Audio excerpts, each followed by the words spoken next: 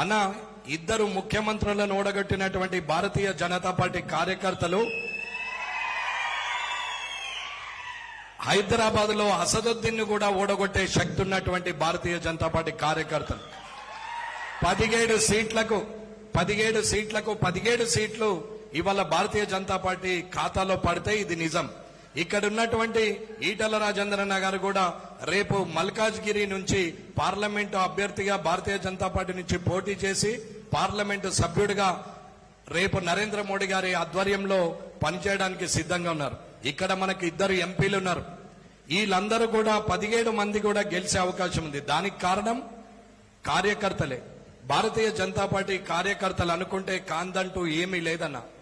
ఎవరైనా సరే ఇవాళ ఏ నాయకుడైనా భారతీయ జనతా పార్టీలో ఆఖరికి నేను కూడా కాంగ్రెస్ లో నుంచి బీజేపీలోకి వచ్చినాం గాని ఇలాంటి కార్యకర్తలను నేను ఎక్కడా చూడలేదు. 1999 నుంచి కార్యకర్తల చూస్తున్నటువంటి నేను నిజంగా నిజాయితీగా ఉండి మాట మీద ఉండి కష్టపడి గెలిపియాలనే తపన కసి ఉన్నటువంటి భారతీయ జనతా పార్టీ కార్యకర్తలు ఓన్లీ భారతీయ జనతా పార్టీలోనే ఉన్నారు కానీ వేరే పార్టీలో లేరు. ఇది నిజం. ఎందుకంటే నేను కూడా అన్ని పార్టీల్లో అంటే కాంగ్రెస్ పార్టీలో నేను కూడా చూసిన గంగారాం గారు అన్నట్టు ఆ అన్న చెప్పినట్టు కూడా నిజంగా మీలాంటి కార్యకర్తలు ఉంటేనే మాలాంటి లీడర్లు ఉన్నారు.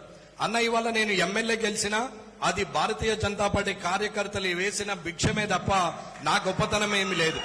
అది కార్యకర్త బలం.